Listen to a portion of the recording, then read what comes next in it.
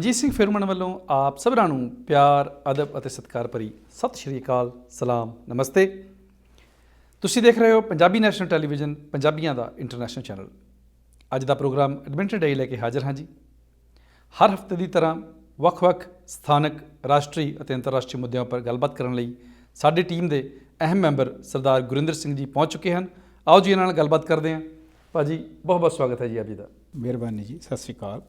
ਭਾਜੀ ਕਾਫੀ ਲੰਬੇ ਅਰਸੇ ਤੋਂ ਇੰਤਜ਼ਾਰ ਹੋ ਰਿਹਾ ਸੀਗਾ, ਭਾਵੇਂ ਕਿ ਅਮਰੀਕਾ ਦੇ ਵਿੱਚ ਇਲੈਕਸ਼ਨਸ ਹੋ ਚੁੱਕੇ ਸੀ, ਨਤੀਜੇ ਵੀ ਲਗਭਗ ਆ ਚੁੱਕੇ ਸੀ। ਹਾਂਜੀ, ਪਰ 20 ਜਨਵਰੀ ਜਿਹੜੀ ਆ ਇਹ ਸੰਵਿਧਾਨਕ ਡੇਟ ਜਿਹੜੀ ਆ ਮੁਕਰਰ ਕੀਤੀ ਗਈ ਸੀ ਸੱਤਾ ਪਰਿਵਰਤਨ ਦੇ ਲਈ।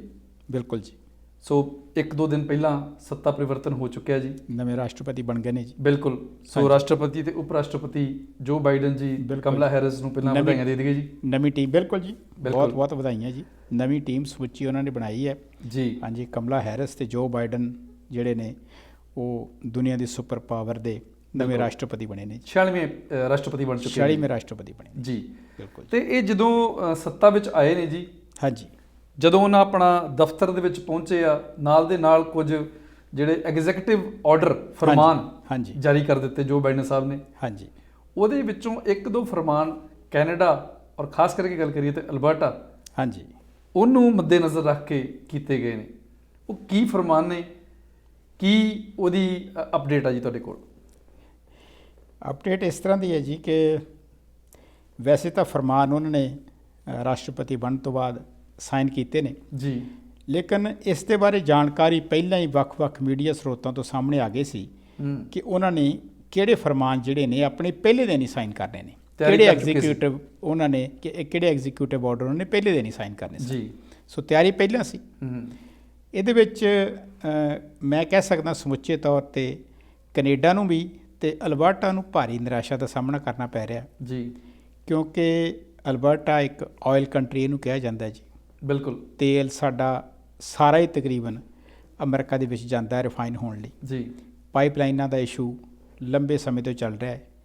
ਈਵਨ ਵਿਦਨ ਕੈਨੇਡਾ ਹੋਰ ਪਾਈਪਲਾਈਨਾਂ ਜਿਹੜੀਆਂ ਨੇ ਉਹਨਾਂ ਦਾ ਵੀ ਇਸ਼ੂ ਚੱਲਦਾ ਹੈ ਜੀ। ਲੇਕਿਨ ਟਰਾਂਸ ਕੈਨੇਡਾ ਦੀ ਇੱਕ ਪਾਈਪਲਾਈਨ ਜਿਹੜੀ ਇਹਨੂੰ ਮੈਂ ਕਹਾਂਗਾ ਕਿ ਬਹੁਤ ਚਰਚੇ 'ਤੇ ਇੱਕ ਐਸਾ ਪ੍ਰੋਜੈਕਟ ਆ ਵਰਲਡ ਦੇ ਵਿੱਚ ਹੀ ਜਿਹਦੇ 'ਤੇ ਬਹੁਤ ਸਾਰੀ ਰਾਜਨੀਤੀ ਵੀ ਹੋਈ ਹੈ, ਬਹੁਤ ਸਾਰੀ ਖਿੱਚੋਤਾਣ ਹੋਈ ਹੈ। ਇਹ ਪ੍ਰੋਜੈਕਟ ਦੁਬਾਰਾ ਇੱਕ ਵਾਰ ਫਿਰ ਅਮਰੀਕਾ ਦੇ ਵਿੱਚ ਡੈਮੋਕ੍ਰੈਟ ਰਾਸ਼ਟਰਪਤੀ ਵੱਲੋਂ ਵੀਟੋ ਕਰ ਦਿੱਤਾ ਗਿਆ ਔਰ ਇਸ ਨੂੰ ਕੈਂਸਲ ਕਰ ਦਿੱਤਾ ਗਿਆ ਜੀ। ਸੋ ਯੂਨੀਲੇਟਰਲੀ ਉਹਨਾਂ ਨੇ ਮਤਲਬ ਇੱਕ ਪੱਖੀ ਕੈਂਸਲੇਸ਼ਨ ਕਰ ਦਿੱਤਾ ਇਸ ਪ੍ਰੋਜੈਕਟ। ਬਿਲਕੁਲ ਜੀ, ਬਿਲਕੁਲ ਜੀ। ਮੈਨੂੰ ਲੱਗਦਾ ਵੀ ਜਦੋਂ ਕੋਈ ਦੋ ਪੱਖੀ ਸਮਝੌਤਾ ਹੁੰਦਾ ਵਾ ਕਿਸੇ ਵੀ ਮੁੱਦੇ ਨੂੰ ਲੈ ਕੇ, ਹਾਂਜੀ, ਤੇ ਜਦੋਂ ਉਹਨੂੰ ਕੈਂਸਲੇਸ਼ਨ ਕਰਨਾ ਤੇ ਘੱਟੋ ਘੱਟ ਦੂਜੀ ਪਾਰਟੀ ਨੂੰ ਪੁੱਛਣਾ ਜਾਂ ਦੱਸਣਾ ਤਾਂ ਬਣਦਾ ਸੀ। ਇਸ ਪ੍ਰੋਜੈਕਟ ਦੀ ਜਿਹੜੀ ਹਿਸਟਰੀ ਹੈ ਨਾ ਜੀ, ਮੈਂ ਥੋੜ੍ਹੀ ਜਿਹੀ ਤੁਹਾਨੂੰ ਇਹ ਦੱਸ ਦਿਆਂ ਜੀ ਕਿ ਆਪਣੇ ਜਸਟਿਨ ਟਰੂਡੋ ਹੋਣਾ ਤੋਂ ਪਹਿਲਾਂ ਜਿਹੜੀ ਕੈਨੇਡਾ ਦੇ ਵਿੱਚ ਸਰਕਾਰ ਸੀ ਕੰਜ਼ਰਵੇਟਿਵ ਪਾਰਟੀ ਦੀ, ਸਟੀਫਨ ਹਾਰਪਰ ਉਸ ਵੇਲੇ ਕੈਨੇਡਾ ਦੇ ਪ੍ਰਾਈਮ ਮਿਨਿਸਟਰ ਸਨ ਜੀ। ਔਰ ਉਸ ਵੇਲੇ ਇਹ ਪ੍ਰੋਜੈਕਟ ਜਿਹੜਾ ਹੈ ਡਿਜ਼ਾਈਨ ਫੇਜ਼ ਦੇ ਵਿੱਚ ਸੀ। ਇਹ ਕੋਈ 2012, 13, 14 ਦੀ ਗੱਲ ਹੈ। ਬਿਲਕੁਲ। ਬਰਾਕ ਓਬਾਮਾ ਅਮਰੀਕਾ ਦੇ ਵਿੱਚ ਰਾਸ਼ਟਰਪਤੀ ਸਨ ਅਤੇ ਉਸ ਵੇਲੇ ਇੱਕ ਬੜਾ ਬਿਆਨ ਜਿਸ ਦੇ ਬਾਰੇ ਚਰਚਾ ਹੋਈ ਸੀ ਕੈਨੇਡਾ ਦੇ ਪ੍ਰਧਾਨ ਮੰਤਰੀ ਸਟੀਫਨ ਹਾਰਪਰ ਵੱਲੋਂ ਦਿੱਤਾ ਗਿਆ ਸੀ ਕਿ I will not take no for an answer. ਅੱਛਾ ਜੀ। ਵੀ ਅਸੀਂ ਇਸ ਪ੍ਰੋਜੈਕਟ ਦੇ ਪੱਖੋਂ ਜਿਹੜੀ ਅਮਰੀਕਾ ਦੇ ਪ੍ਰੈਜ਼ੀਡੈਂਟ ਵੱਲੋਂ ਨਾ ਨਹੀਂ ਸੁਣਨਾ ਚਾਹੁੰਦੇ। ਅੱਛਾ ਜੀ। ਅਤੇ ਉਸ ਉਹਨਾਂ ਦੇ ਬਿਆਨ ਦੀ ਬੜੀ ਆਲੋਚਨਾ ਹੋਈ ਸੀ ਕਿ ਤੁਸੀਂ ਅਗਰ ਕਿਸੇ ਤੋਂ ਫੇਵਰ ਚਾਹੁੰਦੇ ਹੋ ਅਤੇ ਤੁਸੀਂ ਉਹਨੂੰ ਇੱਕ ਕਿਸਮ ਦਾ ਹੁਕਮ ਨਹੀਂ ਦੇ ਸਕਦੇ। ਕਨਵਿੰਸ ਕਰੋ, ਗੱਲਬਾਤ ਤੁਸੀਂ ਕਨਵਿੰਸ ਕਰੋ, ਗੱਲਬਾਤ ਕਰੋ ਤੁਸੀਂ। ਸੋ ਇਹ ਮੈਂ ਤੁਹਾਨੂੰ ਇਹ ਗੱਲ ਸਿਰਫ ਇਸ ਕਰਕੇ ਦੱਸੀ ਹੈ ਕਿ ਇਸ ਪ੍ਰੋਜੈਕਟ ਦੀ ਹਿਸਟਰੀ ਜਿਹੜੀ ਹੈ ਉਹ ਬਹੁਤ ਪੁਰਾਣੀ ਹੈ। ਲੇਕਿਨ ਉਸ ਵੇਲੇ ਵੀ ਸਿਚੁਏਸ਼ਨ ਇਹੀ ਹੋਈ ਸੀ। ਸਾਰੀਆਂ ਜਿਹੜੀਆਂ ਹਾਰਡਲ ਸਨ, ਜਿਹਦੇ ਵਿੱਚ ਕੁਝ ਜਿਹੜੇ ਪ੍ਰੋਵਿੰਸ ਨੇ ਅਮਰੀਕਾ ਦੇ, ਜਿਹੜੀਆਂ ਸਟੇਟਸ ਨੇ ਉਹਨਾਂ ਵੱਲੋਂ ਕੁਝ ਇਸ਼ੂ ਸਨ, ਕੁਝ ਇਨਵਾਇਰਮੈਂਟ ਦੇ ਇਸ਼ੂ ਸਨ, ਕੁਝ ਜਿਹੜੇ ਸਥਾਨਕ ਲੋਕ ਜਿਨ੍ਹਾਂ ਦੀਆਂ ਜ਼ਮੀਨਾਂ ਦੇ ਵਿੱਚੋਂ ਪਾਈਪਲਾਈਨ ਨਿਕਲਦੀ ਸੀ ਉਹਦੇ ਇਸ਼ੂ ਸਨ। ਲੇਕਿਨ ਉਹਨਾਂ ਸਾਰੀਆਂ ਹਾਰਡਲਾਂ ਨੂੰ ਇਹ ਪ੍ਰੋਜੈਕਟ ਉਸ ਵੇਲੇ ਪਾਰ ਕਰ ਗਿਆ ਸੀ। ਲੇਕਿਨ ਜਦੋਂ ਬਰਾਕ ਓਬਾਮਾ ਨੇ ਇਹ ਦੇਖਿਆ ਕਿ ਇਹ ਪ੍ਰੋਜੈਕਟ ਸਾਰੀਆਂ ਹਾਰਡਲਾਂ ਪਾਰ ਕਰ ਗਿਆ, ਅਤੇ ਉਸ ਵੇਲੇ ਵੀ ਉਹਨਾਂ ਨੇ ਆਪਣੀ ਵੀਟੋ ਯੂਜ਼ ਕਰਕੇ ਤੇ ਇਹ ਪ੍ਰੋਜੈਕਟ ਨੂੰ ਆਖਰੀ ਜਿਵੇਂ ਕਹਿੰਦੇ ਨੇ ਕਿ ਅਖੀਰਲੀ ਪੌੜੀ ਤੋਂ ਜਾ ਕੇ ਫਿਰ ਧੱਕਾ ਦਿੱਤਾ ਸੀ। ਅੱਛਾ ਜੀ। ਅਤੇ ਕਿਉਂਕਿ ਇਹ ਇੰਨਾ ਵੱਡਾ ਇਸ ਦਾ ਵਿਸ਼ਾ ਹੈ ਕਿ ਕੋਈ ਜਦੋਂ ਫਿਰ ਡੋਨਲਡ ਟਰੰਪ ਆਏ ਨੇ, ਕਿਉਂਕਿ 8 ਸਾਲ ਬਰਾਕ ਓਬਾਮਾ ਨੇ ਰਾਜ ਕੀਤਾ ਜੀ। ਬਿਲਕੁਲ। ਹਾਂਜੀ। ਅਤੇ ਉਹਨਾਂ ਨੇ ਆਪਣੀ ਇਲੈਕਸ਼ਨ ਦੇ ਵਿੱਚ ਇਹ ਕਿਹਾ ਸੀ ਕਿ ਮੈਂ ਪਹਿਲੇ ਦਿਨ ਆਰਡਰ ਪਾਸ ਕਰਕੇ ਇਹਨੂੰ ਦੁਬਾਰਾ ਇਸ ਪ੍ਰੋਜੈਕਟ ਨੂੰ ਚਾਲੂ ਕਰ ਦੇਣਾ। ਤੇ ਉਹਨਾਂ ਨੇ ਪਹਿਲੇ ਦਿਨ ਹੀ ਆਰਡਰ ਇਹ ਦੇ ਕੇ ਤੇ ਇਸ ਪ੍ਰੋਜੈਕਟ ਨੂੰ ਦੁਬਾਰਾ ਫਿਰ ਲੀਹ ਤੇ ਲੈ ਆਂਦਾ ਸੀ ਡੋਨਲਡ ਟਰੰਪ ਸਾਹਿਬ ਜੀ। ਤੇ ਹੁਣ ਫਿਰ ਹਿਸਟਰੀ ਜਿਹੜੀ ਹੈ ਦੁਬਾਰਾ ਜਾਂ ਕਹਿ ਲਓ ਤੀਜੀ ਵਾਰ ਫਿਰ ਰਿਪੀਟ ਹੋਈ ਹੈ ਕਿ ਡੈਮੋਕ੍ਰੈਟ ਰਾਸ਼ਟਰਪਤੀ ਜੋ ਬਾਈਡਨ ਜਿਨ੍ਹਾਂ ਨੇ ਇਲੈਕਸ਼ਨ ਦੇ ਵਿੱਚ ਇਹ ਕਿਹਾ ਸੀ ਕਿ ਇਹ ਮੇਰੀ ਜਿਹੜੀ ਪ੍ਰਾਇੋਰਟੀ ਹੋਏਗੀ, ਇਸ ਪ੍ਰੋਜੈਕਟ ਨੂੰ ਮੈਂ ਕੈਂਸਲ ਕਰਨਾ, ਤੇ ਉਹਨਾਂ ਨੇ ਆਪਣਾ ਜਿਹੜਾ ਆਪਣੇ ਲੋਕਾਂ ਨੇ ਜਿਹੜਾ ਵਾਅਦਾ ਕੀਤਾ ਸੀ ਜਾਂ ਆਪਣੇ ਵੋਟਰਾਂ ਸਪੋਰਟਰਾਂ ਦੇ ਨਾਲ, ਉਹਨਾਂ ਨੇ ਪਹਿਲੇ ਦਿਨ ਪੂਰਾ ਕਰਤਾ। ਮੈਂ ਵੀ ਇਹੀ ਗੱਲ ਕਰਨ ਲੱਗਾ ਸੀਗਾ ਵੀ ਜਦੋਂ ਆਪਣੀ ਲਾਸਟ ਟਾਈਮ ਗੱਲਬਾਤ ਹੋਈ ਸੀ, ਜਦੋਂ ਪ੍ਰੈਜ਼ੀਡੈਂਸ਼ੀਅਲ ਇਲੈਕਸ਼ਨ ਵਾਸਤੇ ਡਿਬੇਟ ਹੋ ਰਹੀ ਸੀਗੀ ਹਾਂਜੀ ਜੋ ਬਾਈਡਨ ਜੀ ਦੇ ਵਿੱਚ ਔਰ ਟਰੰਪ ਜੀ ਦੇ ਵਿੱਚ, ਹਾਂਜੀ, ਤੇ ਉਸ ਸਮੇਂ ਵੀ ਇਹਨਾਂ ਨੇ ਇਹੀ ਜ਼ਿਕਰ ਕੀਤਾ ਸੀਗਾ ਬਿਲਕੁਲ ਜੀ, ਅਲਬਰਟਾ ਤੋਂ ਜਿਹੜੀ ਇਹ ਪਾਈਪਲਾਈਨ ਆ ਜਾਂ ਅਲਬਰਟਾ ਦਾ ਤੇਲ ਆ ਉਸ ਨੂੰ ਅਸੀਂ ਲਾਈਕ ਨਹੀਂ ਕਰਦੇ ਬਹੁਤਾ, ਹੋਰ ਅਸੀਂ ਨਵੀਂ ਪਾਈਪਲਾਈਨ ਨਹੀਂ ਬਣ ਦੇਣੀ, ਕਿਉਂਕਿ ਵੈਸੇ ਪਾਈਪਲਾਈਨਾਂ ਪਹਿਲਾਂ ਬਹੁਤ ਸਾਰੀਆਂ ਜਿਹੜੀਆਂ ਨੇ ਉਹ ਚੱਲ ਰਹੀਆਂ ਨੇ ਜੀ। ਬਹੁਤ ਸਾਰਾ ਤੇਲ ਆਲਰੇਡੀ ਅਲਬਰਟਾ ਤੋਂ ਪਾਈਪਲਾਈਨਾਂ ਦੇ ਜ਼ਰੀਏ ਟੈਕਸਾਸ ਨੂੰ ਜਾ ਰਿਹਾ, ਰਿਫਾਈਨਰੀਜ਼ ਦੇ ਵਿੱਚ ਜਾ ਰਿਹਾ, ਲੇਕਿਨ ਉਹ ਹੁਣ ਨਵੀਂ ਪਾਈਪਲਾਈਨ ਨਹੀਂ ਬਣ ਦੇਣਾ ਚਾਹੁੰਦੇ। ਤੇ ਇਹ ਜਿਹੜੀ ਪਾਈਪਲਾਈਨ ਦੇ ਸਬੰਧ ਦੇ ਵਿੱਚ ਆਲਰੇਡੀ ਇਹ ਇੱਕ ਵੱਡੀ ਜਿਹੜੀ ਡੈਕਲੇਰੇਸ਼ਨ ਹੋ ਚੁੱਕੀ ਆ ਯੂਨਾਈਟਿਡ ਸਟੇਟ ਵੱਲੋਂ ਜਾਂ ਜੋ ਬਾਈਡਨ ਪ੍ਰੈਜ਼ੀਡੈਂਟ ਸਾਹਿਬ ਵੱਲੋਂ। ਹਾਂਜੀ, ਤੁਹਾਨੂੰ ਕੀ ਲੱਗਦਾ ਵੀ ਕੈਨੇਡਾ ਦੀ ਪੋਲਿਟਿਕਸ ਦੇ ਉੱਪਰ ਜਾਂ ਅਲਬਰਟਾ ਦੀ ਪੋਲਿਟਿਕਸ ਅਤੇ ਇਕਨੋਮੀ ਦੇ ਉੱਪਰ ਇਹਦਾ ਕੀ ਮਾੜਾ ਜਾਂ ਚੰਗਾ ਪ੍ਰਭਾਵ ਪੈ ਸਕਦਾ? ਦੇਖੋ ਜੀ, ਚੰਗੇ ਬਾਰੇ ਤਾਂ ਕੋਈ ਸਕੋਪ ਹੀ ਨਹੀਂ ਹੈ। ਬਿਲਕੁਲ, ਬਿਨਾਂ ਸ਼ੱਕ ਮਾੜੇ ਪ੍ਰਭਾਵ ਨੇ ਔਰ ਕਾਫੀ ਮਾੜੇ ਪ੍ਰਭਾਵ ਨੇ ਜੀ। ਅਗਰ ਅਲਬਰਟਾ ਦੀ ਗੱਲ ਕਰੀਏ ਤੇ ਅਲਬਰਟਾ ਲਈ ਤਾਂ ਬਹੁਤ ਹੀ ਮਾੜੇ ਪ੍ਰਭਾਵ ਨੇ। ਬਿਲਕੁਲ, ਔਰ ਕਿਉਂਕਿ ਜਦੋਂ ਜਿਹੜੇ ਸਾਡੇ ਜੋ ਵੀ ਜਿਹੜੇ ਆਇਲ ਦੇ ਸਰੋਤ ਨੇ ਜਾਂ ਮਾਈਨਿੰਗ ਹੁੰਦੀ ਹੈ ਆਇਲ ਦੀ ਜਾਂ ਗੈਸ ਦੀ ਹੁੰਦੀ ਹੈ ਜੀ, ਤੇ ਉਹ 'ਚੋਂ ਰੈਵਨਿਊ ਫੈਡਰਲ ਗੌਰਮੈਂਟ ਨੂੰ ਵੀ ਜਾਂਦਾ ਹੈ। ਮੇਰਾ ਖਿਆਲ ਹੈ ਕਿ ਸ਼ਾਇਦ ਤੁਸੀਂ ਲੇਟ ਆਏ ਹੋ ਕੈਨੇਡਾ ਦੇ ਵਿੱਚ, ਜਦੋਂ ਲਾਸਟ ਟਾਈਮ 2002-03 ਦੇ ਵਿੱਚ ਆਇਲ ਇੰਡਸਟਰੀ ਦੇ ਵਿੱਚ ਬੂਮ ਸੀ, ਤਾਂ ਇੱਕ ਅਜਿਹਾ ਸਮਾਂ ਵੀ ਸੀ ਕਿ ਜਦੋਂ ਕੈਨੇਡੀਅਨ ਡਾਲਰ ਕੁਝ ਦਿਨਾਂ ਲਈ ਅਮਰੀਕਨ ਡਾਲਰ ਤੋਂ ਉਸਦੀ ਕੀਮਤ ਵੀ ਵੱਧ ਗਈ ਸੀ। ਅੱਛਾ ਜੀ। ਸੋ ਉਹ ਸਾਰਾ ਪ੍ਰਭਾਵ ਅਲਬਰਟਾ ਦੇ ਤੇਲ ਦਾ ਸੀ। ਠੀਕ ਹੈ ਜੀ। ਸੋ ਅਲਬਰਟਾ ਤੋਂ ਜਦੋਂ ਤੇਲ ਨਿਕਲਦਾ ਹੈ ਜਾਂ ਉਸਦੀ ਕੀਮਤ ਚੰਗੀ ਹੁੰਦੀ ਹੈ, ਜਦੋਂ ਅਲਬਰਟਾ ਚੰਗਾ ਕਰਦਾ ਤਾਂ ਇਕੱਲਾ ਅਲਬਰਟਾ ਨਹੀਂ ਚੰਗਾ ਕਰਦਾ, ਸਮੁੱਚਾ ਕੈਨੇਡਾ ਹੀ ਬੈਟਰ ਕਰਦਾ। ਬਿਲਕੁਲ, ਇਹ 'ਚ ਕੋਈ ਸ਼ੱਕ ਨਹੀਂ। ਮੈਂ ਇਹ ਵੀ ਸੁਣਿਆ ਸੀ ਉਸ ਸਮੇਂ ਰਾਇਲਟੀ ਵੀ ਦਿੱਤੀ ਸੀ ਅਲਬਰਟਨਸ ਨੂੰ। ਬਿਲਕੁਲ ਜੀ, ਬਿਲਕੁਲ ਜੀ, ਬਹੁਤ ਕੁਝ ਹੋਇਆ। ਅਲਬਰਟਾ ਡੈਟ ਫਰੀ ਹੋਇਆ ਕਿ ਲੰਬੀ ਸਟੋਰੀ ਹੈ, ਉਹਦੇ ਬਾਰੇ ਫੇਰ ਕਦੀ ਜ਼ਿਕਰ ਕਰ ਸਕਦੇ ਹਾਂ।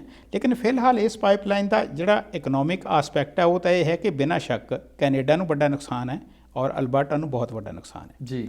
ਦੂਜੀ ਗੱਲ ਰਹਿ ਗਈ ਪੋਲੀਟਿਕਸ ਦੀ, ਕਿ ਪੋਲੀਟੀਕਲ ਤੌਰ 'ਤੇ ਅਸੀਂ ਸਾਰੇ ਜਾਣਦੇ ਹਾਂ, ਕਿਉਂਕਿ ਅਲਬਰਟਾ ਦੀ ਜਿਹੜੀ UCP ਹੈ, ਯੂਨਾਈਟਿਡ ਕੰਜ਼ਰਵੇਟਿਵ ਪਾਰਟੀ, ਇਸ ਵੇਲੇ ਬਹੁਤ ਵੱਡੇ ਪ੍ਰੈਸ਼ਰ ਥੱਲੇ ਹੈ। ਬਿਲਕੁਲ, ਮੈਂ ਸਮਝਦਾ। ਹਾਂਜੀ, ਔਰ ਨਿੱਜੀ ਤੌਰ 'ਤੇ ਜਿਹੜੇ ਜੇਸਨ ਕੈਨੀ ਨੇ ਸਾਡੇ ਪ੍ਰੀਮੀਅਰ, ਉਹ ਖਾਸ ਤੌਰ 'ਤੇ ਵੱਡੇ ਪ੍ਰੈਸ਼ਰ 'ਤੇ ਨੇ, ਕਿਉਂਕਿ ਕੁਝ ਸਮਾਂ ਪਹਿਲਾਂ ਹੀ ਉਹਨਾਂ ਨੇ ਜੀ $1.5 ਬਿਲੀਅਨ ਜਿਹੜਾ ਸੀ ਉਹ ਟਰਾਂਸ ਕੈਨੇਡਾ ਨੂੰ ਦਿੱਤਾ ਸੀ ਕਿ ਇਸ ਪ੍ਰੋਜੈਕਟ ਨੂੰ ਚਾਲੂ ਕਰੋ, ਇਹਨੂੰ ਲੀਹ 'ਤੇ ਰੱਖੋ। ਅਲਬਰਟਨਸ ਦਾ ਜੀ hard earned and tax payer ਦਾ ਹਾਰਡ ਅਰਨਡ ਮਨੀ ਹੈ ਜੀ। ਬਿਲਕੁਲ, ਹਾਂਜੀ। ਇਹੀ ਨਹੀਂ, ਉਹਨਾਂ ਨੇ ਇਹ ਵੀ ਕਿਹਾ ਸੀ ਕਿ ਅਗਰ ਇਹ ਪ੍ਰੋਜੈਕਟ ਅੱਗੇ ਚੱਲਦਾ ਹੈ ਤੇ ਅਸੀਂ ਹੋਰ ਜਿਹੜੇ ਫਾਈਨਾਂਸਸ ਨੇ ਉਹ ਵੀ ਤੁਹਾਨੂੰ ਅਸੀਂ ਚੰਗੇ ਰੇਟ ਤੇ ਅਰੇਂਜ ਕਰਕੇ ਦੇਵਾਂਗੇ। ਠੀਕ ਹੈ ਜੀ। ਸੋ ਅੱਜ ਦੇ ਦੌਰ ਦੇ ਵਿੱਚ ਜੇਸਨ ਕੈਨੀ ਹੋਣਾ ਤੇ ਬਹੁਤ ਸਾਰੇ ਕੁਐਸਚਨ ਹੋ ਰਹੇ ਨੇ। ਇੱਕ ਪਾਸੇ ਜੇਸਨ ਕੈਨੀ ਹੋਣਾ ਤੇ ਕੁਐਸਚਨ ਹੋ ਰਹੇ ਨੇ, ਇਹਦਾ ਇੱਕ ਦੂਜਾ ਪਹਿਲੂ ਹੈ ਕਿ ਜੇਸਨ ਕੈਨੀ ਹੋਣੀ ਜਿਹੜੇ ਨੇ ਉਹ ਕੈਨੇਡਾ ਦੇ ਜਿਹੜੇ ਆਪਣੇ ਪ੍ਰਧਾਨ ਮੰਤਰੀ ਨੇ ਜਸਟਨ ਟਰੂਡੋ, ਉਹ ਉਹਨਾਂ ਤੇ ਕੁਐਸਚਨ ਕਰ ਰਹੇ ਨੇ। ਬਿਲਕੁਲ, ਉਹਨਾਂ ਤੇ ਕੁਐਸਚਨ ਇਹ ਕਰ ਰਹੇ ਨੇ ਜੀ ਕਿ ਤੁਸੀਂ ਅਗਰ ਜਦੋਂ ਡੋਨਲਡ ਟਰੰਪ ਵੇਲੇ ਜਿਹੜੀ ਟ੍ਰੇਡ ਵਾਰ ਹੋਈ ਕੈਨੇਡਾ ਤੇ ਅਮਰੀਕਾ ਦੇ ਵਿੱਚ, ਉਹਨਾਂ ਨੇ ਕੈਨੇਡੀਅਨ ਚੀਜ਼ਾਂ ਦੇ ਆਪਣੇ ਐਲੂਮੀਨੀਅਮ ਤੇ ਟੈਰਿਫ ਲਗਾਏ, ਆਪਣੇ ਵੁੱਡ ਤੇ ਟੈਰਿਫ ਲਗਾਏ, ਹੋਰ ਐਗਰੀਕਲਚਰ ਪ੍ਰੋਡਿਊਸ ਤੇ ਟੈਰਿਫ ਲਾਏ, ਤੇ ਕੈਨੇਡਾ ਨੇ ਫਾਈਟ ਬੈਕ ਕੀਤਾ।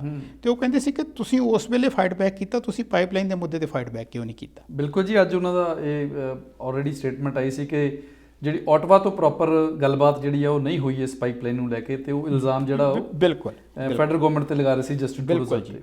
ਇਹ ਗੱਲ ਠੀਕ ਹੈ ਕਿ ਜਸਟਨ ਟਰੂਡੋ ਦਾ ਵੀ ਬਿਆਨ ਇੱਕ ਆਇਆ, ਸ਼ਾਇਦ ਉਹਨਾਂ ਨੇ ਰਸਮੀ ਤੌਰ 'ਤੇ ਜਿਹੜੀ ਇੱਕ ਪ੍ਰੈਜ਼ੀਡੈਂਟ ਆਪਣੇ, ਕਿਉਂਕਿ USA ਦਾ ਗੁਆਂਢੀ ਮੁਲਕ ਹੈ, ਉਹਨਾਂ ਦੀ ਦੋਨਾਂ ਕੰਟਰੀਆਂ ਦੇ ਵਿੱਚ ਆਦਾਨ ਪ੍ਰਦਾਨ ਬਹੁਤ ਹੁੰਦਾ ਹੈ। ਰਸਮੀ ਤੌਰ 'ਤੇ ਜਿਹੜੀ ਫੋਨ 'ਤੇ ਗੱਲਬਾਤ ਹੋਣੀ ਹੈ, ਟਰੂਡੋ ਸਾਹਿਬ ਨੇ ਇਹ ਮੈਂਸ਼ਨ ਕੀਤਾ ਕਿ ਮੈਂ ਇਸ ਗੱਲ ਦਾ ਜ਼ਿਕਰ ਕਰਾਂਗਾ, ਕਿੱਥੇ ਤੱਕ ਕਾਮਯਾਬ ਹੁੰਦੇ ਨੇ ਸਮਾਂ ਦੱਸੇਗਾ। ਔਰ ਇਸ ਬਾਬਤ ਅੱਜ ਜੇਸਨ ਕੈਨੀ ਜੀ ਦੀ ਇੱਕ ਹੋਰ ਸਟੇਟਮੈਂਟ ਆਈ ਵੀ ਜਦੋਂ ਤੁਹਾਡੀ ਗੱਲਬਾਤ ਹੋਵੇ, ਹਾਂਜੀ, ਤੇ ਜੇ ਤੇ ਪਾਈਪਲਾਈਨ ਕਿਸੇ ਸਿਰੇ ਚੜ੍ਹਦੀ ਹੈ ਠੀਕ ਹੈ, ਨਹੀਂ ਤੇ ਘੱਟੋ ਘੱਟ ਜਿਹੜੀ ਟਰਾਂਸ ਮਾਊਂਟੇਨ ਪਾਈਪਲਾਈਨ ਆ ਉਹਦੇ ਉੱਪਰ ਜੋ ਖਰਚ ਹੋਇਆ, ਚਾਹੇ ਉਹ ਕੰਪਨੀ ਦਾ ਹੋਇਆ ਜਾਂ ਅਲਬਰਟਾ ਗਵਰਨਮੈਂਟ ਦਾ, ਤੇ ਉਹਦੀ ਕੰਪਨਸੇਸ਼ਨ ਦੀ ਗੱਲ ਜ਼ਰੂਰ ਕਰਿਓ। ਬਿਲਕੁਲ ਜੀ, ਉਹਨਾਂ ਨੇ ਦੋ ਚੀਜ਼ਾਂ ਦੇ ਹਵਾਲੇ ਦਿੱਤੇ ਨੇ। ਇੱਕ ਤਾਂ ਉਹਨਾਂ ਨੇ ਇਹ ਕਿਹਾ ਕਿ ਜਿਵੇਂ ਤੁਸੀਂ ਦੱਸਿਆ ਕਿ ਇਹ ਇੱਕ ਕਿਸਮ ਦਾ ਐਗਜ਼ੈਕਟਿਵ ਆਰਡਰ ਹੈ ਜੀ, ਵਨ ਸਾਈਡਡ ਫੈਸਲਾ ਹੈ। ਬਿਲਕੁਲ, ਉਹਨਾਂ ਨੇ ਕਿਹਾ ਕਿ ਜਿਹੜਾ ਅਮਰੀਕਾ ਦੇ ਵਿੱਚ ਤੇ ਮੈਕਸੀਕੋ ਦੇ ਵਿੱਚ, ਕੈਨੇਡਾ ਦੇ ਵਿੱਚ ਜਿਹੜੀ ਟਰੀਟੀ ਹੈ ਵਪਾਰ ਦੀ, ਉਸ ਸੰਬੰਧ ਦੇ ਵਿੱਚ ਤੁਸੀਂ ਉਹਨਾਂ ਦੇ ਨਾਲ ਸਾਡਾ ਕੇਸ ਦੱਸੋ ਕਿ ਤੁਸੀਂ ਯੂਨੀਲੈਟਰਲੀ ਇਕੱਲੇ ਤਰਫਾ ਇੱਕ ਇੱਕ ਤਰਫਾ ਫੈਸਲਾ ਕਿਸ ਤਰ੍ਹਾਂ ਲੈ ਸਕਦੇ ਹੋ। ਬਿਲਕੁਲ। ਦੂਜਾ ਫਿਰ ਜਿਵੇਂ ਤੁਸੀਂ ਕਿਹਾ ਕਿ ਉਹ ਕਹਿੰਦੇ ਕਿ ਇਹਦੀ ਕੰਪਨਸੇਸ਼ਨ ਦੀ ਗੱਲ, ਇਹ ਸਮਾਂ ਦੱਸੇਗਾ ਜੀ, ਜੀ ਇਹ ਲੰਬੇ ਮਸਲੇ ਨੇ। ਬਿਲਕੁਲ। ਲੇਕਿਨ ਮੈਂ ਥੋੜ੍ਹਾ ਜਿਹਾ ਜ਼ਿਕਰ ਕਰਨਾ ਚਾਹਾਂਗਾ ਕਿ ਅਲਬਰਟਾ ਦੀ ਜਿਹੜੀ ਕੰਜ਼ਰਵੇਟਿਵ ਪਾਰਟੀ ਹੈ ਜਾਂ ਜੇਸਨ ਕੈਨੀ, ਉਹਨਾਂ 'ਤੇ ਇਸ ਕਿਸਮ ਇਹ ਜਿਹੜੀ ਸਾਰੀ ਜੋ ਸਥਿਤੀ ਬਣੀ ਹੈ, ਉਹ ਇਸ ਸਥਿਤੀ 'ਚ ਕਿੱਥੇ ਖੜੇ ਨੇ। ਬਿਲਕੁਲ। ਨਾ ਸਿਰਫ 1.5 ਬਿਲੀਅਨ ਡਾਲਰ ਦੀ ਗੱਲ ਹੈ, ਉਸ ਤੋਂ ਬਿਨਾਂ ਬਹੁਤ ਸਾਰੇ ਜਿਹੜੇ ਮਾਹਰ ਨੇ, ਸਿਆਸੀ ਮਾਹਰ ਨੇ, ਕੈਨੇਡਾ ਦੇ ਵੀ ਤੇ ਅਲਬਰਟਾ ਦੇ ਵੀ, ਜੀ, ਉਹਨਾਂ ਨੇ ਜੇਸਨ ਕੈਨੀ ਦੀ ਜਿਹੜੀ ਸਮੁੱਚੀ ਅਪਰੋਚ ਹੈ ਉਸ 'ਤੇ ਕੁਐਸਚਨ ਕੀਤਾ ਹੈ, ਉਸ 'ਤੇ ਕਿੰਤੂ ਪ੍ਰੰਤੂ ਕੀਤਾ ਹੈ ਜੀ। ਉਹ ਕਹਿੰਦੇ ਨੇ ਜੀ ਕਿ ਤੁਸੀਂ ਇੱਕ ਪਾਸੇ ਟਰੂਡੋ ਤੋਂ ਹੁਣ ਫੇਵਰ ਮੰਗ ਰਹੇ ਹੋ। ਵੈਸੇ ਟਰੂਡੋ ਦੀ ਫੇਵਰ ਕਰਨੀ ਬਣਦੀ ਕਿਉਂਕਿ ਉਹ ਸਮੁੱਚੇ ਕੈਨੇਡਾ ਦੇ ਪ੍ਰਧਾਨ ਮੰਤਰੀ ਨੇ। ਬਿਲਕੁਲ। ਲੇਕਿਨ ਉਹ ਕਹਿੰਦੇ ਕਿ ਜਦੋਂ ਜਿਹੜੀ ਇੱਕ ਹੋਰ ਪਾਈਪਲਾਈਨ ਜਿਹੜੀ ਬ੍ਰਿਟਿਸ਼ ਕੋਲੰਬੀਆ ਨੂੰ ਜਾ ਰਹੀ ਹੈ, ਹਾਂਜੀ, ਟਰਾਂਸ ਮਾਊਂਟੇਨ, ਉਹ ਕਹਿੰਦੇ ਟਰਾਂਸ ਮਾਊਂਟੇਨ ਵਾਲੀ ਕੰਪਨੀ ਜਦੋਂ ਬੈਕ ਆਫ ਕਰ ਗਈ ਸੀ ਤੇ ਜਸਟਨ ਟਰੂਡੋ ਨੇ ਇਹ ਕੰਪਨੀ ਖਰੀਦ ਲਈ ਸੀ ਤੇ ਹੁਣ ਉਹ ਅੰਡਰ ਕਰਾਊਨ ਉਹ ਪਾਈਪਲਾਈਨ ਕੰਸਟਰਕਸ਼ਨ ਹੋ ਰਹੀ ਹੈ ਤੇ ਤੁਸੀਂ ਉਸ ਵੇਲੇ ਉਹਨਾਂ ਦੀ ਕੋਈ ਸਪੋਰਟ ਨਹੀਂ ਕੀਤੀ, ਤੁਸੀਂ ਉਦੋਂ ਵੀ ਉਹਨਾਂ ਦੀ ਲੈਗ ਪੁਲਿੰਗ ਕੀਤੀ ਹੈ ਤੇ ਤੁਸੀਂ ਸਮੇਂ ਸਿਰ ਉਹਨਾਂ ਦੀ ਲੈਗ ਪੁਲਿੰਗ ਕਰਦੇ ਹੋ ਤੇ ਹੁਣ ਤੁਸੀਂ ਕਹਿੰਦੇ ਕਿ ਉਹ ਤੁਹਾਡੀ ਫੇਵਰ ਕਰਨ ਜਾਂ ਸਪੋਰਟ ਕਰਨ। ਪਹਿਲੀ ਗੱਲ। ਦੂਜੀ ਗੱਲ ਉਹ ਇਹ ਕਰਦੇ ਨੇ ਕਿ ਜਿਹੜੀ ਅਮਰੀਕਨ ਪੋਲੀਟਿਕਸ ਹੈ, ਜੋ ਬਾਈਡਨ ਜਿਹੜੇ ਨੇ ਉਹਨਾਂ ਦੇ ਕ੍ਰਿਟਿਕਸ ਅਗਰ ਇਹ ਕਹਿੰਦੇ ਨੇ ਕਿ ਜੀ ਕਿਉਂਕਿ NDP ਜਿਹੜੇ ਖੱਬੇ ਪੱਖੀ ਪਾਰਟੀਆਂ ਨੇ, ਹਾਂਜੀ, ਉਹ এনवायरमेंट ਦੇ ਫੇਵਰ 'ਚ ਬਹੁਤ ਸਾਰੀਆਂ ਨੇ ਜੀ। ਬਿਲਕੁਲ। ਸੇ ਉਹ ਕਹਿੰਦੇ ਨੇ ਕਿ ਉਹਨਾਂ ਨੂੰ ਇਹ ਜ਼ਿਆਦਾ ਜ਼ਰੂਰੀ ਹੈ ਕਿ ਉਹਨਾਂ ਨੂੰ ਖੁਸ਼ ਕਰਨ। ਬਿਲਕੁਲ। ਅਗਰ ਅਲਬਰਟਾ ਦਾ ਕਿਸੇ ਸੂਬੇ ਦਾ ਕੈਨੇਡਾ ਦੇ ਵਿੱਚ ਥੋੜ੍ਹਾ ਜਿਹਾ ਨੁਕਸਾਨ ਹੁੰਦਾ ਤੇ ਉਸ ਦਾ ਉਹਨਾਂ ਨੂੰ ਕੋਈ ਫਰਕ ਨਹੀਂ ਪੈਣ ਲੱਗਾ।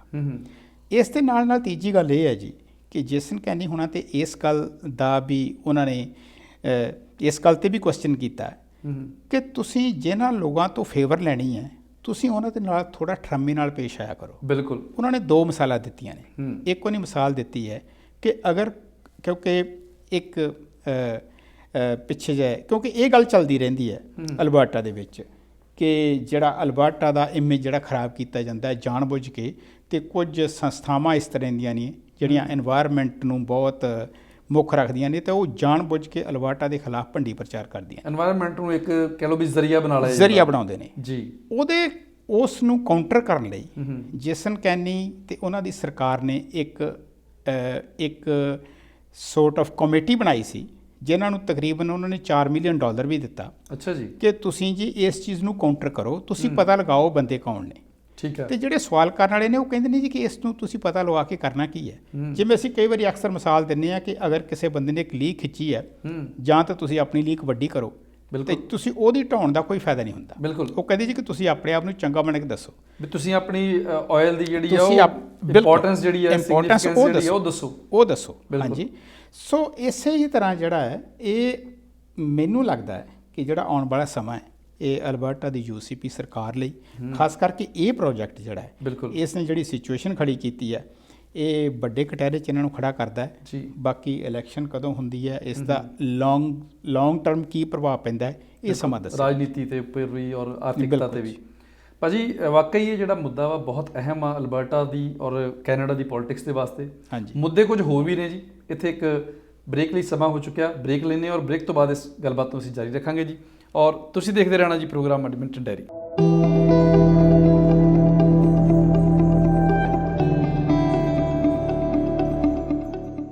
ਪ੍ਰੋਗਰਾਮ ਐਡਮਿੰਟਨ ਡਾਇਰੀ ਦੇ ਵਿੱਚ ਬ੍ਰੇਕ ਤੋਂ ਬਾਅਦ ਆਪ ਜੀ ਦਾ ਇੱਕ ਵਾਰ ਫਿਰ ਸਵਾਗਤ ਹੈ ਜੀ। ਸਾਡੀ ਗੱਲਬਾਤ ਚੱਲ ਰਹੀ ਸੀ ਗੁਰਿੰਦਰ ਸਿੰਘ ਜੀ ਦੇ ਨਾਲ। ਭਾਜੀ ਅਸੀਂ ਅਮਰੀਕਾ ਬਾਰੇ ਗੱਲ ਕਰ ਚੁੱਕੇ, ਹੁਣ ਥੋੜ੍ਹੀ ਜਿਹੀ ਆਪਾਂ ਕੈਨੇਡਾ ਬਾਰੇ ਗੱਲ ਕਰੀਏ। ਹਾਂਜੀ। ਹੁਣ ਕੈਨੇਡੀਅਨ ਪ੍ਰਾਈਮ ਮਿਨਿਸਟਰ ਜਿਹੜੇ ਨੇ ਜੀ, ਹਾਂਜੀ, ਉਹਨਾਂ ਨੇ ਇੱਕ ਸਰਵੇ ਦਾ ਹਵਾਲਾ ਦੇ ਕੇ ਕਿਹਾ ਕਿ ਬਈ ਜਿਹੜੇ ਹੌਲੀਡੇ ਸੀਜ਼ਨ ਲੰਘਿਆ ਜਦੋਂ ਕਿ ਕਾਫੀ ਰੌਲਾ ਪਿਆ ਸੀਗਾ ਵੀ ਕੁਝ ਅਲਬਰਟਾ ਦੇ ਮੰਤਰੀ ਹਾਂ ਤੇ ਕੁਝ ਹੋਰ ਮੰਤਰੀ ਜਿਹੜੇ ਸੀਗੇ ਲੋਕਾਂ ਨੂੰ ਘਰੇ ਬਹਾ ਕੇ ਆਪ ਪਹੁੰਚ ਕੇ ਹੌਲੀਡੇ ਸੀਜ਼ਨ ਨੂੰ ਸੈਲੀਬ੍ਰੇਟ ਕਰਨ। ਬਿਲਕੁਲ ਜੀ। ਤੇ ਆਪਣੇ ਕੈਨੇਡੀਅਨ ਵੀ ਘਰੇ ਨਹੀਂ ਬੈਠੇ। ਅੱਛਾ ਜੀ। 1 ਮਿਲੀਅਨ ਦੇ ਕਰੀਬ, ਜਿਨ੍ਹਾਂ ਵਿੱਚੋਂ ਵਧੇਰੇ ਗਿਣਤੀ ਮੇਨ ਸਟ੍ਰੀਮ ਭਾਈਚਾਰੇ ਦੀ, ਔਰ ਉਹ ਵੀ ਵੈਲਦੀ, ਨੈਚੁਰਲੀ ਵੈਲਦੀ ਲੋਕ ਹੀ ਜਾਣਗੇ ਜੀ। ਬਿਲਕੁਲ ਜੀ, ਬਿਲਕੁਲ ਜੀ, ਬਿਲਕੁਲ। ਤੇ ਪ੍ਰਾਈਮ ਮਿਨਿਸਟਰ ਜੀ ਨੇ ਅੱਜ ਹਦਾਇਤ ਦਿੱਤੀ ਆ, ਤਾੜਨਾ ਕੀਤੀ ਆ ਕੈਨੇਡੀਅਨਸ ਨੂੰ ਕਿ ਭਾਈ ਜਿੰਨੇ ਵੀ ਤੁਸੀਂ ਆਲਰੇਡੀ ਪਲਾਨ ਕੀਤੇ ਆ ਸਪਰਿੰਗ ਹੌਲੀਡੇਜ਼ ਆਉਣ ਵਾਲੀਆਂ, ਕੈਂਸਲ ਕਰ ਦਿਓ। ਵਾਹ ਜੀ ਵਾਹ। ਸੋ ਇਹ ਜਿਹੜੀ ਖਬਰ ਆ ਇਹ ਤੁਸੀਂ ਕਿਵੇਂ ਸੋਚਦੇ ਵੀ ਕੈਨੇਡੀਅਨਸ ਜ਼ਿੰਮੇਵਾਰੀ ਵਾਲਾ ਜਿਹੜਾ ਇੱਕ ਆਪਣਾ ਅਕਸ ਆ ਉਹ ਦਿਖਾਉਣ ਦੇ ਵਿੱਚ ਕਾਮਯਾਬ ਹੋ ਸਕਣਗੇ ਜੀ? ਇਹ ਤਾਂ ਸਮਾਂ ਦੱਸੇਗਾ ਜੀ ਵੀ ਕਾਮਯਾਬ ਹੋ ਸਕਣਗੇ ਕਿ ਨਹੀਂ। ਲੇਕਿਨ ਜਿਹੜਾ ਤੁਸੀਂ ਗੱਲ ਕੀਤੀ ਹੈ ਕਿ ਮੇਨ ਜਿਹੜਾ ਮੁੱਖ ਭਾਈਚਾਰੇ ਦੇ ਨਾਲ ਸੰਬੰਧਿਤ ਲੋਕ ਜਾਂ ਜਿਹੜੇ ਫਿਰ ਇਹ ਕਹਿ ਲਓ ਕਿ ਜਿਹੜੇ ਵੈਲਦੀ ਲੋਕ ਸਨ, ਬਿਲਕੁਲ ਅਫੋਰਡ ਕਰ ਸਕਦੇ, ਜਿਹੜੇ ਅਫੋਰਡ ਕਰ ਸਕਦੇ, ਜਿਹੜੇ ਪੈਸੇ ਧੇਲੇ ਵਾਲੇ ਲੋਕ ਹਨ।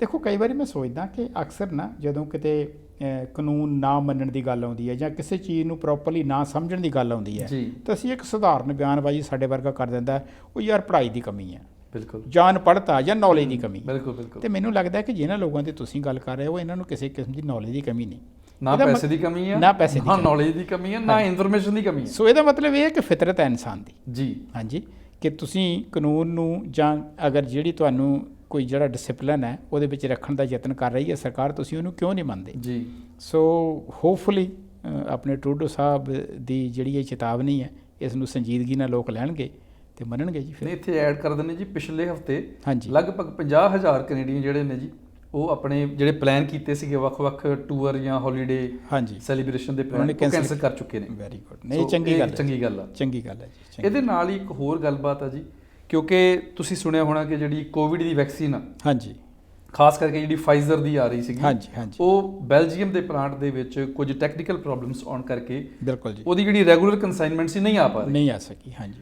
ਉਸ ਦਾ ਪ੍ਰਭਾਵ ਨੈਚੁਰਲੀ ਵੱਖ-ਵੱਖ ਜਿਹੜੇ ਕੈਨੇਡਾ ਦੇ ਸੂਬੇ ਨੇ ਉਹਨਾਂ ਦੀ ਜਿਹੜੀ ਵੈਕਸੀਨੇਸ਼ਨ ਪ੍ਰੋਸੈਸ ਆ ਉਹਦੇ ਉੱਪਰ ਪੈ ਰਿਹਾ। ਹਾਂਜੀ ਤੇ ਅੱਜ ਕੈਨੇਡਾ ਦੇ ਜਿਹੜੇ ਪ੍ਰਾਈਮ ਮਿਨਿਸਟਰ ਨੇ ਮਿਸਟਰ ਜਸਟਿਨ ਟਰੂਡੋ, ਹਾਂਜੀ ਉਹਨਾਂ ਦੀ ਫਾਈਜ਼ਰ ਦੇ CEO ਦੇ ਨਾਲ ਗੱਲਬਾਤ ਹੋਈ। ਠੀਕ ਹੈ ਜੀ। ਔਰ ਉਹਨਾਂ ਨੇ ਭਰੋਸਾ ਦਿਵਾਇਆ ਕਿ ਫਰਵਰੀ ਤੱਕ ਜਿਹੜੀ ਤੁਹਾਡੀ ਕੰਸਾਈਨਮੈਂਟ ਆ ਉਹ ਰੈਗੂਲਰ ਜਿਹੜੀ ਆ ਵੈਕਸੀਨੇਸ਼ਨ ਸ਼ੁਰੂ ਹੋ ਜਾਏਗੀ। ਬਹੁਤ ਚੰਗੀ ਗੱਲ ਹੈ ਜੀ। ਜੀ ਸੋ ਪ੍ਰੋਐਕਟਿਵ ਅਪਰੋਚ ਹੈ ਕੈਨੇਡਾ ਦੇ ਪ੍ਰਾਈਮ ਮਿਨਿਸਟਰ ਦੀ, ਚੰਗੀ ਗੱਲ ਹੈ, ਹੋਣੀ ਵੀ ਚਾਹੀਦੀ ਹੈ ਜੀ। ਅਗਰ ਤੁਸੀਂ ਦੁਨੀਆ ਦੇ ਵਿੱਚ ਅਸੀਂ ਇਹ ਕਲੇਮ ਕਰਦੇ ਹਾਂ ਕਿ ਕੈਨੇਡਾ ਇੱਕ ਜਿਹੜਾ ਹੈ ਡਿਵੈਲਪਡ ਕੰਟਰੀ ਹੈ ਔਰ ਦੁਨੀਆ ਦੇ ਜਿਹੜੇ ਚੰਦ ਆਪਣੇ ਮੁਲਕ ਨੇ ਉਹਨਾਂ ਦੀ ਜਿਹੜੇ ਅੱਗੇ ਕਤਾਰ ਦੇ ਵਿੱਚ ਖੜੇ ਨੇ ਉੱਪਰਲੇ 6-7 ਕੰਟਰੀ, ਉਹਨਾਂ ਦੇ ਵਿੱਚ ਨਾਮ ਆਉਂਦਾ ਕੈਨੇਡਾ ਦਾ, ਤਾਂ ਮੇਰਾ ਖਿਆਲ ਹੈ ਕਿ ਇਹ ਕਰਨਾ ਵਾਜਬ ਔਰ ਹੋਣਾ ਵੀ ਚਾਹੀਦਾ ਹੈ ਜੀ। ਹਾਂਜੀ। ਤੇ ਹੁਣ ਆਪਾਂ ਥੋੜਾ ਜਿਹਾ ਚਾਲਾ ਪਾਉਂਦੇ ਹਾਂ ਇੰਡੀਆ ਵੱਲ ਨੂੰ। ਅੱਛਾ ਜੀ। ਨਵੀਂ ਦਿੱਲੀ ਵਿੱਚ 26 ਜਨਵਰੀ ਨੂੰ ਜੀ ਰਿਪਬਲਿਕ ਪਰੇਡ ਹਰ ਸਾਲ ਹੁੰਦੀ ਹੈ। ਬਿਲਕੁਲ ਜੀ। ਰਿਪਬਲਿਕ ਡੇ ਆਉਣ ਵਾਲਾ, ਹਾਂਜੀ ਗਣਤੰਤਰਤਾ ਦਿਵਸ ਜੀ। ਪਰ ਇਸ ਵਾਰੀ ਹਾਂਜੀ ਹਾਂਜੀ ਗਣਤੰਤਰ ਦਿਵਸ, ਹਾਂਜੀ ਇਸ ਵਾਰੀ ਦੋ ਪਰੇਡਾਂ ਦੀ ਗੱਲਬਾਤ ਚੱਲ ਰਹੀ ਹੈ। ਹਾਂਜੀ, ਇੱਕ ਭਾਰਤ ਸਰਕਾਰ ਵੱਲੋਂ ਔਰ ਇੱਕ ਕਿਸਾਨੀ ਜਿਹੜਾ ਅੰਦੋਲਨ ਹੈ ਉਹਦੇ ਵੱਲੋਂ। ਹਾਂਜੀ। ਸੋ ਕੀ ਅਪਡੇਟ ਹੈ ਇਸ ਬਾਰੇ? ਪਰੇਡ ਦੀ ਅਪਡੇਟ ਤਾਂ ਜੀ ਇਹ 26 ਜਨਵਰੀ ਨੂੰ ਪਤਾ ਲੱਗੇਗਾ ਕਿ ਕੀ ਹੋਵੇਗਾ ਜੀ। ਹਾਂਜੀ, ਇਹ ਗੱਲ ਠੀਕ ਹੈ ਕਿ ਕਿਸਾਨ ਜਥੇਬੰਦੀਆਂ ਜਿਹੜੀਆਂ ਨੇ ਉਹ ਬਜਿੱਦ ਨੇ ਇਸ ਗੱਲ ਤੇ ਕਿ ਜਿਹੜਾ ਦਿੱਲੀ ਦੀ ਆਊਟਰ ਰਿੰਗ ਹੈ ਉਸ ਤੇ ਅਸੀਂ ਪਰੇਡ ਜਿਹੜੀ ਹੈ ਉਹ ਕੱਢਣੀ ਹੈ। ਔਰ ਉਹ ਇਹ ਆਪਣਾ ਬਾਰ-ਬਾਰ ਕਹਿ ਗਏ ਨੇ ਕਿ ਬਿਲਕੁਲ ਸ਼ਾਂਤਮਈ ਔਰ ਇੱਕ ਪਰੇਡ ਦੀ ਤਰ੍ਹਾਂ ਹੀ ਹੋਵੇਗੀ, ਕਿਸੇ ਕਿਸਮ ਦੀ ਕੋਈ ਵੀ ਹੁੱਲੜਬਾਜ਼ੀ ਜਾਂ ਕਿਸੇ ਕਿਸਮ ਦਾ ਉਹਨਾਂ ਨੇ ਕੋਈ ਇਹ ਕਾਨੂੰਨ ਨੂੰ ਹੱਥ ਵਿੱਚ ਨਹੀਂ ਲਿਆ ਜਾਵੇਗਾ, ਇੱਦਾਂ ਦੀ ਬੜੇ ਆਰਾਮ ਨਾਲ ਪਰੇਡ ਕੀਤੀ ਜਾਵੇਗੀ। ਬਿਲਕੁਲ। ਲੇਕਿਨ ਇਸ ਦੇ ਸੰਬੰਧ ਦੇ ਵਿੱਚ ਹਾਈ ਕੋਰਟ ਦੇ ਵਿੱਚ ਵੀ ਆਪਣੇ ਉਹਨਾਂ ਤੇ ਪਹੁੰਚ ਕੀਤੀ ਗਈ, ਸਰਕਾਰ ਨੇ ਪੁੱਛਿਆ ਗਿਆ ਤੇ ਹਾਈ ਕੋਰਟ ਨੇ ਬੜਾ ਕਲੀਅਰਲੀ ਕਹਿ ਦਿੱਤਾ ਕਿ ਇਹ ਸਟੇਟ ਦਾ ਮਾਮਲਾ ਹੈ, ਇਹ ਪੁਲਿਸ ਦਾ ਮਾਮਲਾ ਹੈ, ਪੁਲਿਸ ਡਿਸੀਜਨ ਲਵੇ, ਅਸੀਂ ਜਦੋਂ ਡਿਸੀਜਨ ਲਏਗਾ ਫਿਰ ਅਸੀਂ ਐਕਟ ਕਰ ਸਕਦੇ ਹਾਂ। ਬਿਲਕੁਲ। ਪੁਲਿਸ ਦੇ ਨਾਲ ਕਿਸਾਨਾਂ ਦੀ ਮੀਟਿੰਗ ਹੋਈ ਹੈ। ਉਹ ਮੀਟਿੰਗ ਮੇਰੇ ਖਿਆਲ ਪੁਲਿਸ ਅਜੇ ਤੱਕ ਇਸ ਗੱਲ ਤੇ ਵਜਿੱਦ ਹੈ ਕਿ ਤੁਸੀਂ ਇਹ ਪਰੇਡ ਰੋਕ ਦਿਓ, ਲੇਕਿਨ ਜਿਹੜੀਆਂ ਕਿਸਾਨ ਜਥੇਬੰਦੀਆਂ ਨੇ ਉਹ ਕਹਿ ਰਹੀਆਂ ਨੇ ਕਿ ਅਸੀਂ ਪਰੇਡ ਕਰਨੀ ਹੈ। ਸੋ ਇਹ ਸਮਾਂ ਦੱਸੇਗਾ ਕਿ ਜਿਹੜੀ ਆ ਪਰੇਡ ਦੋ ਹੁੰਦੀਆਂ ਨੇ, ਕਿਸ ਤਰ੍ਹਾਂ ਹੁੰਦੀਆਂ ਨੇ। ਅਸੀਂ ਇਹੀ ਦੁਆ ਕਰਦੇ ਹਾਂ, ਅਰਦਾਸ ਕਰਦੇ ਹਾਂ ਕਿ ਅਗਰ ਇਹ ਸਾਰਾ ਕੁਝ ਹੈ ਇਹ ਸੁਖੀ ਸਾਂਦੀ ਅਤੇ ਸ਼ਾਂਤਮਈ ਹੋ ਜਾਣਾ ਚਾਹੀਦਾ। ਬਿਲਕੁਲ। ਦੂਜੀ ਗੱਲ ਥੋੜ੍ਹੀ ਜਿਹੀ ਮੈਂ ਕਰਨਾ ਚਾਹਾਂਗਾ ਕਿ ਹੁਣ ਤੱਕ ਮੇਰੇ ਖਿਆਲ 9 ਤੋਂ 10 ਜਿਹੜੀਆਂ ਮੀਟਿੰਗਾਂ ਸਰਕਾਰ ਅਤੇ ਕਿਸਾਨ ਜਥੇਬੰਦੀਆਂ ਦੇ ਵਿਚਾਲੇ ਹੋ ਚੁੱਕੀਆਂ ਨੇ ਜੀ। ਜਿਹੜੀ ਲਾਸਟ ਮੀਟਿੰਗ ਕੱਲ੍ਹ ਹੋਈ ਹੈ ਉਸ ਦੇ ਵਿੱਚ ਮੇਰਾ ਖਿਆਲ ਹੁਣ ਇੱਕ ਇਹ ਇਸ ਤਰ੍ਹਾਂ ਦੀ ਮੀਟਿੰਗ ਹੋਈ ਹੈ, ਇਸ ਤੋਂ ਬਾਅਦ ਅਗਲੀ ਕੋਈ ਡੇਟ ਨੇ ਜਿਹੜੀ ਆ ਉਹ ਨਹੀਂ ਕੋਈ ਅਨਾਉਂਸ ਹੋਈ ਕਿ ਹੁਣ ਅਗਲੀ ਮੀਟਿੰਗ ਫਲਾਨੀ ਡੇਟ ਨੂੰ ਹੈ। ਮੈਨੂੰ ਲੱਗਦਾ ਇਸ ਦਾ ਕਾਰਨ ਇਹ ਵੀ ਦੋਨੋਂ ਧਿਰਾਂ ਜਿਹੜੀਆਂ ਨੇ ਆਪਣੇ ਸਟੈਂਡ ਤੇ ਅੜ ਗਈਆਂ ਨੇ। ਹੁਣ ਡੈਡਲੌਕ ਹੈ ਜੀ। ਇਸ ਨੂੰ ਡੈਡਲੌਕ ਦੀ ਸਿਚੁਏਸ਼ਨ ਕਹਿੰਦੇ ਆ ਕਿ ਕਿਸਾਨ ਕਹਿੰਦੇ ਨੇ ਕਿ ਸਾਨੂੰ ਇਹੀ ਚਾਹੀਦਾ ਤੇ ਸਰਕਾਰ ਕਹਿੰਦੀ ਹੈ ਕਿ ਅਸੀਂ ਹੁਣ ਇਸ ਤੋਂ ਬਾਅਦ ਹੋਰ ਕਰ ਕੁਝ ਨਹੀਂ ਸਕਦੇ ਜੀ। ਸੋ ਇਹ ਡੈਡਲੌਕ ਵਾਲੀ ਸਿਚੁਏਸ਼ਨ ਹੈ ਜਿਹੜੀ ਕਿ ਬਹੁਤ ਚੰਗੀ ਸਿਚੁਏਸ਼ਨ ਹੈ। ਜੇਕਰ ਇਸੇ ਗੱਲਬਾਤ ਦੀ ਗੱਲ ਕੀਤੀ ਜਾਵੇ, ਪਿਛਲੇ ਕੁਝ ਦਿਨਾਂ ਦੀ ਗੱਲ ਆ, ਕੇਂਦਰ ਸਰਕਾਰ ਵੱਲੋਂ ਜਾਂ ਆਪਣੇ ਜਿਹੜੇ ਐਗਰੀਕਲਚਰ ਮਿਨਿਸਟਰ ਨੇ ਮਿਸਟਰ ਨਰਿੰਦਰ ਤੋਮਰ, ਹਾਂਜੀ, ਇਹਨਾਂ ਜੀ ਨੇ ਕਿਹਾ ਸੀਗਾ ਔਰ ਕਿਸਾਨੀ ਜਿਹੜੇ ਜਥੇਬੰਦੀਆਂ ਸੀ ਇਹਨਾਂ ਨੇ ਵੀ ਬਿਆਨ ਦਿੱਤਾ ਕਿ ਸਰਕਾਰ ਕਹਿ ਰਹੀ ਵੀ 1.5-2 ਸਾਲ ਅਸੀਂ ਇਹ ਜਿਹੜੇ ਕਾਨੂੰਨ ਨੇ ਇਹਨਾਂ ਨੂੰ ਸਸਪੈਂਡ ਕਰ ਸਕਦੇ ਹਾਂ ਜਾਂ ਇਹਨਾਂ ਤੇ ਰੋਕ ਲਾ ਸਕਦੇ ਹਾਂ। ਸੋ ਉਹ ਕੀ ਸਾਰਾ ਸਮਾਚਾਰ ਕੀ ਹੈ?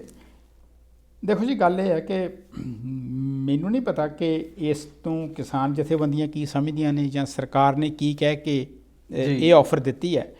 ਮੇਰੀ ਆਪਣੀ ਨਿੱਜੀ ਸਮਝ ਮੁਤਾਬਕ ਤਾਂ ਮੈਂ ਇਹ ਕਹਿ ਸਕਦਾ ਕਿ ਮੇਰਾ ਖਿਆਲ ਤਕਰੀਬਨ 1.5 ਸਾਲ ਭਾਰਤੀ ਜਨਤਾ ਪਾਰਟੀ ਸਰਕਾਰ ਨੂੰ ਚੱਲਦਿਆਂ ਹੋ ਗਿਆ ਜੀ। ਬਿਲਕੁਲ। ਅਗਰ 2 ਸਾਲ ਹੋਰ ਪਾਉਂਦੇ ਨੇ ਤਾਂ 3.5 ਸਾਲ ਹੋ ਜਾਣਗੇ ਜੀ। ਠੀਕ ਹੈ ਨਾ ਜੀ। ਕਮੇਟੀ ਜਿਹੜੀ ਉਹਨੇ ਔਰ ਨਾਲ ਉਹਨੇ ਇਹ ਵੀ ਕਿਹਾ ਕਿ ਅਸੀਂ ਇੱਕ ਵੱਖਰੀ ਕਮੇਟੀ ਬਣਾਵਾਂਗੇ ਜਿਹਦੇ ਵਿੱਚ ਆਪਣੇ ਕਿਸਾਨਾਂ ਦੇ ਨੁਮਾਇੰਦੇ ਵੀ ਹੋਣਗੇ ਤੇ ਸਰਕਾਰ ਦੇ ਵੀ ਹੋਣਗੇ। ਸੋ ਕਮੇਟੀ ਰਿਪੋਰਟ ਦੇਵੇਗੀ, ਫਿਰ ਕੁਝ ਨਵਾਂ ਕਰਾਂਗੇ।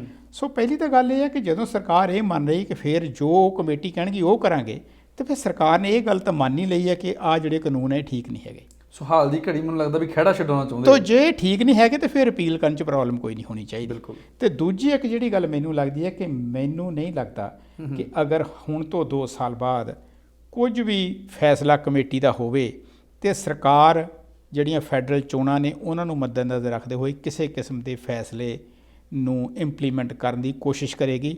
ਮੇਰੀ ਆਪਣੀ ਸਮਝ ਇਹ ਕਹਿੰਦੀ ਹੈ ਕਿ ਸਰਕਾਰ ਖਹਿੜਾ ਛਡਾਉਣ ਦੇ ਚੱਕਰ ਵਿੱਚ ਹੈ। ਸਿਰਫ ਉਹ ਓਪਨਲੀ ਮੰਨਣਾ ਨਹੀਂ ਚਾਹੁੰਦੇ ਕਿ ਅਸੀਂ ਇਹ ਕਾਨੂੰਨ ਜਿਹੜੇ ਨੇ ਵਾਪਸ ਲੈ ਲੈਣ, ਲੇਕਿਨ ਉਹ ਕਾਨੂੰਨ ਵਾਪਸ ਅੰਦਰੋਂ ਗਤੀ ਉਹਨੇ ਸੋਚ ਲਿਆ ਕਿ ਅਸੀਂ ਇਹਨਾਂ ਨੂੰ ਜਿਹੜਾ ਹੈ ਇਹ ਛੱਡ ਦੇਣਾ ਹੈ।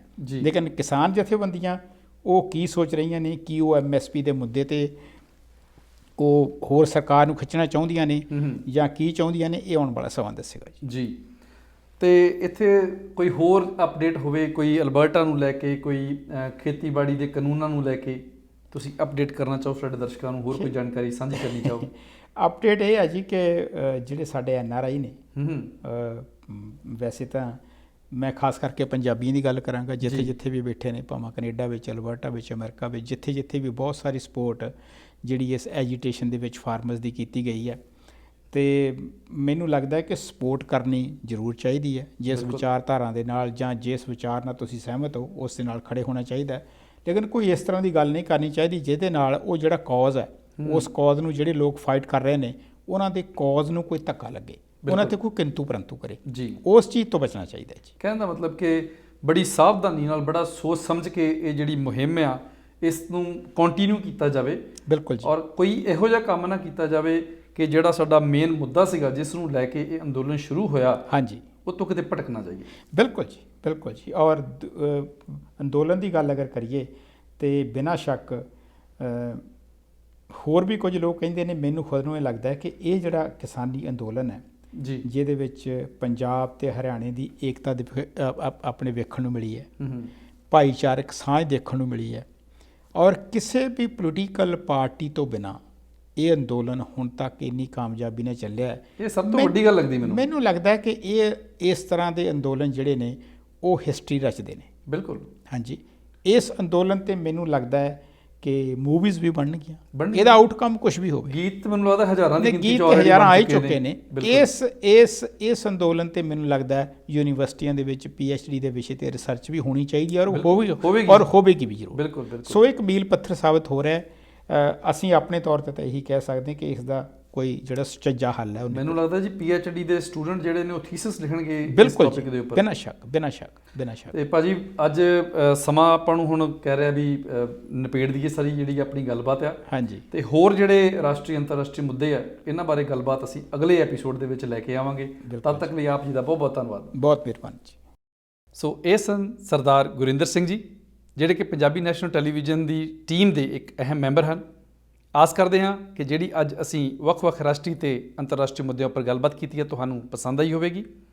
ਆਉਣ ਵਾਲੇ ਐਪੀਸੋਡਸ ਦੇ ਵਿੱਚ ਐਡਮਿੰਟਨ ਸ਼ਹਿਰ ਦੇ ਵੱਖ-ਵੱਖ ਖੇਤਰਾਂ ਦੇ ਮਾਹਰਾਂ ਨਾਲ ਤੁਹਾਡੀ ਗੱਲਬਾਤ ਕਰਾਉਂਦੇ ਰਹਾਂਗੇ। ਮੈਨੂੰ ਮਨਜੀਤ ਸਿੰਘ ਫਿਰਮਾ ਨੂੰ ਇੱਥੇ ਦਿਓ ਜੀ ਇਜਾਜ਼ਤ। ਧੰਨਵਾਦ।